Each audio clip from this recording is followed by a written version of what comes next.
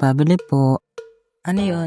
3 kilong bigas nga po. Tapos, sa linggo na raw po babayaran. Ano? Utang na naman? Last na to ah. Joke lang po ate. Ito po yung bayad.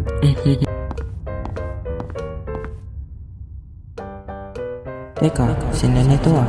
Ba't na nandito? Teka nga, ba't nandito to number na to?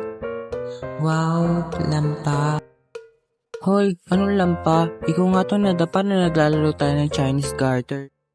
Basta. At least ako hindi ako maasa sa mother para lang maligtas. Talaga ba? At least ako di ako makain ng kalapate. Sabi mo, Uy Alvin, kumain natin yung kalapate. Kainin natin. Tama na yan. Uy, wala pa yung part mo. Ay, At sa sobrang inis ko nun, tinapon ko sa kanya yung kalahati ng bigas na nabili ko.